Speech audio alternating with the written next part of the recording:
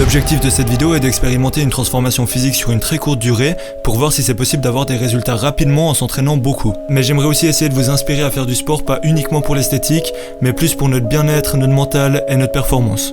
J'espère que la vidéo vous plaira. Ça, c'est moi quand j'avais 14 ans. J'ai toujours été maigre et quand t'es une plume par rapport aux autres à cet âge, c'est pas simple de s'imposer. Donc forcément les « fais attention, il y a du vent, tu risques de t'envoler », c'est pas ce qui manquait. On voit qu'il y a du vécu derrière. Mais bon, ça me touchait pas plus que ça parce que j'étais jeune, naïf et surtout parce que ça rentrait par là, ressortait par là. Et en plus, je modifiais au milieu. Après j'ai grandi, je me suis développé un peu, j'ai commencé le volley, j'ai assez vite eu l'ambition de devenir pro et un de mes premiers entraîneurs m'a dit une fois « Mon petit, t'arriveras à rien avec ce physique-là ». Autant dans la vie il y a des paroles qui détruisent et cette remarque aurait pu en faire partie, autant perso ça m'a plus motivé qu'autre chose. Donc pour lui prouver qu'il avait tort et que je pouvais y arriver, et pour une autre raison qui est l'histoire des 1 million d'abonnés, mais bon ça on verra quand on y sera, pour le moment on est sous-coté, je me fatigue. Donc pour toutes ces raisons je me suis entraîné comme un niqué pendant 1 an et demi, pour prendre environ 5 kilos, pas ouf l'investissement, mais au moins au niveau de la détente, de la force et de l'explosivité j'ai énormément progressé, et maintenant avec du recul, même si mon objectif était esthétique à ce moment-là, je suis grave content que les résultats étaient au niveau de la performance, parce que c'est de loin le plus important pour moi actuellement. Ensuite, pendant 4 ans, j'ai continué à m'entraîner et là, j'ai quand même pris quelques kilos jusqu'à arriver à 79 kilos pour 1m92. Ouais, je vous ai écrit les chiffres, comme ça vous apprenez le sus en même temps. Et là, c'est le drame. Arrive le confinement, j'avais aucune motive à m'entraîner, j'y voyais aucun intérêt et je me suis plus concentré sur mes vidéos pendant cette période. Après le confinement, arrive encore 2 semaines d'examen où j'ai toujours pas pu m'entraîner et on se retrouve aujourd'hui, le 27 juin 2020, dans ma pire forme physique depuis bien longtemps. Et c'est le moment de se reprendre en main. Au passage, salut, ça va? Ça fait grave plaisir de te voir, j'ai failli oublier de dire bonjour. Du coup, oui, c'est fait. Tellement j'étais pris dans cette intro typique des vidéos transformation sur YouTube en mode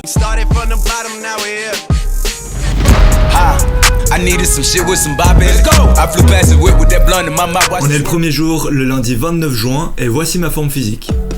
Je me suis filmé dans tous les angles, j'ai aussi pris des photos de comment j'ai placé les lumières et la caméra de sorte à ce qu'à la fin de l'expérience, le setup soit pareil et que la lumière exagère pas les ombres pour faire le fameux avant-après que tout le monde attend. Après, va pas tout de suite voir juste le avant-après à la fin de la vidéo, regarde tout, je te dis pas du tout ça pour le watch time. J'ai 2 objectifs pour les 14 prochains jours, le premier va être de prendre de la masse musculaire à travers la nutrition principalement, mais aussi le premier entraînement de la journée qui va être de l'hypertrophie. Et mon deuxième objectif sera à travers l'entraînement de l'après-midi où je ferai principalement de la coordination, de l'équilibre, de la force pour améliorer mes performances physiques.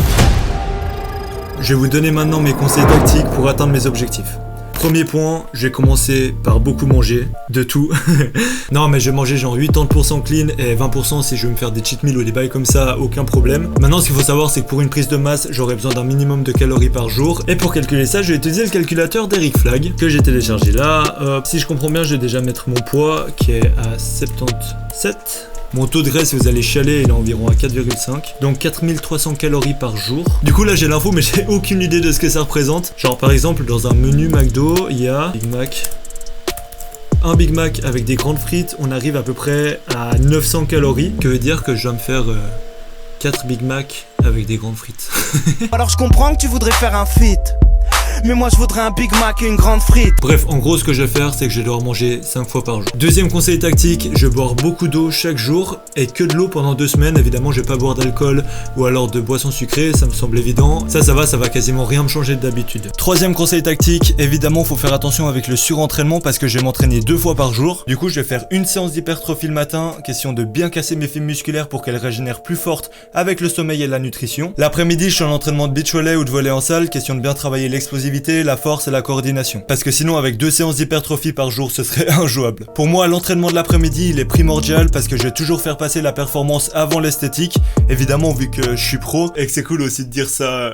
Non mais pour moi l'esthétique c'est un bonus, évidemment il fait toujours plaisir hein. Moi je vais juste sauter haut et taper fort, le reste c'est pour les photos Insta. D'ailleurs allez me suivre, Mathias MTVN, voilà la petite promo c'est cadeau. Et dernier conseil tactique, le mindset pour aller à la muscu c'est la clé et ça je vous en parle demain.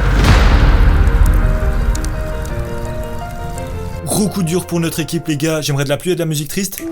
J'avais pas accès à la salle de musculation aujourd'hui pour faire toute la partie sur le mindset, mais là il y a une bonne nouvelle, du coup on peut enlever la pluie et la musique triste. J'ai pu réserver une salle de sport pour dans 1 semaine et demie, donc je ferai la partie sur le mindset à ce moment-là. Donc ça va être vers le jour 10, je me réjouis trop, ça va être trop lourd. En attendant on continue l'expérience. Bon les gars, je vous fais cette petite vidéo parce qu'il est genre 1h du matin et je suis allé au lit à 22h. Et ça fait genre 3 heures que je tourne dans tous les sens dans mon lit. Il fait 40 degrés, c'est horrible, c'est impossible de dormir. En plus, j'ai mal partout. C'est vraiment l'horreur. J'ai une fatigue physique qui est énorme, mais par contre, mentalement, je sais pas pourquoi. Je suis pas dans le mood de dormir, tu sais. C'est vraiment injouable. Du coup, j'ai pris le temps de vous filmer un petit moment, comme ça m'occupe. Je me dis que j'avance au moins. J'ai vraiment mal partout, c'est abusé. J'ai des courbatures là, c'est pas possible. Ok, bon, on est à la moitié de l'expérience. Honnêtement, je commence un peu à m'y faire. J'ai beaucoup moins de courbatures et je me sens mieux de manière générale.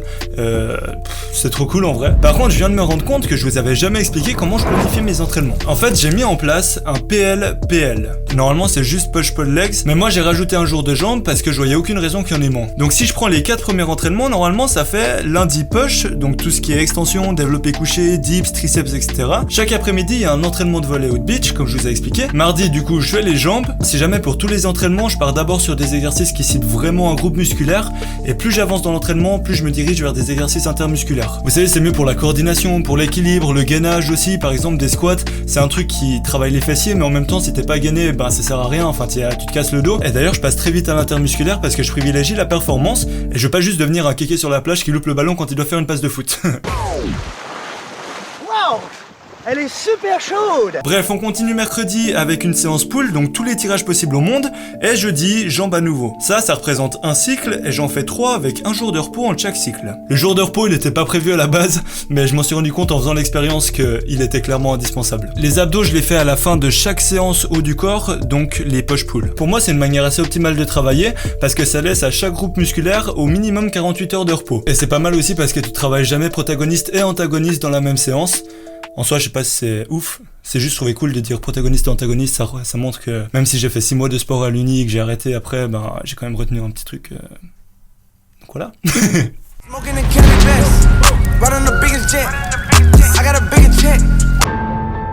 Le mindset pour aller à la salle, c'est être capable de dissocier un acharnement mental au niveau de la volonté à un acharnement physique.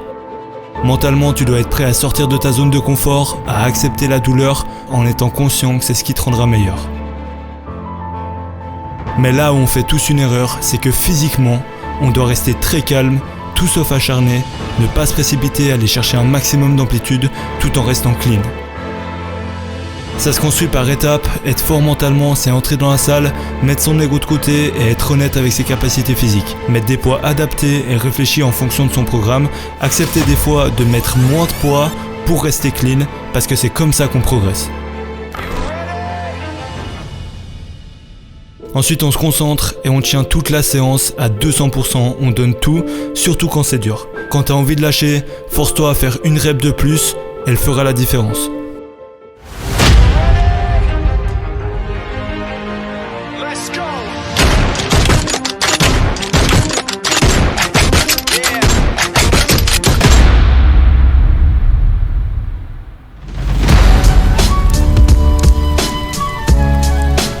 Voilà à quoi je ressemble 2 semaines après du coup. Je sais pas si esthétiquement il y a une énorme différence, on verra avec le avant-après que je vais vous présenter dans une seconde.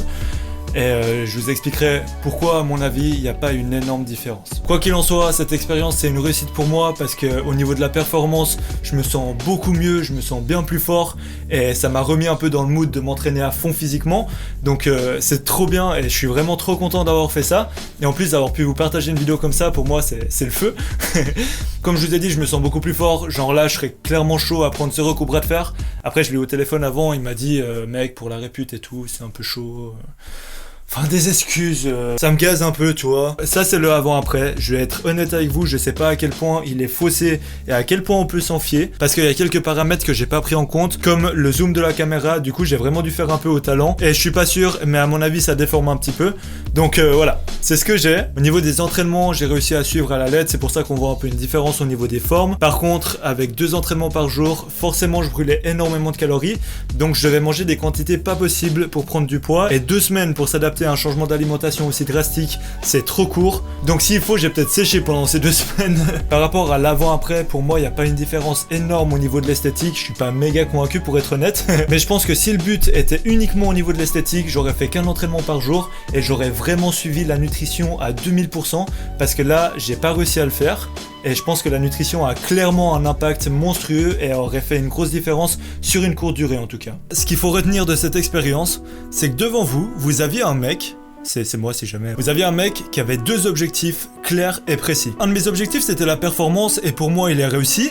Et mon deuxième objectif il était au niveau de la nutrition et pour moi il est clairement loupé parce que j'arrivais pas à me forcer à manger assez pour arriver à mon nombre de calories journalier. Et surtout si je voulais manger 5 fois par jour, ça veut dire que je dois manger juste avant mon entraînement et moi je fais ça, je vomis instant à l'entraînement, c'est pas possible. Mais bref, là je me saoule grave parce que je suis en train de me trouver des excuses. En vrai j'ai fait exprès pour vous faire comprendre quelque chose d'important, c'est qu'avant de vous imposer des objectifs, demandez-vous si vous tenez par-dessus tout à l'atteindre. Après, c'est qu'une question de perception. Demande-toi si ton objectif est assez fort à tes yeux pour faire tous les sacrifices nécessaires pour l'atteindre. Pour moi, la performance, c'est une obsession et c'est pour ça que j'ai aucun problème à faire 2 entraînements par jour.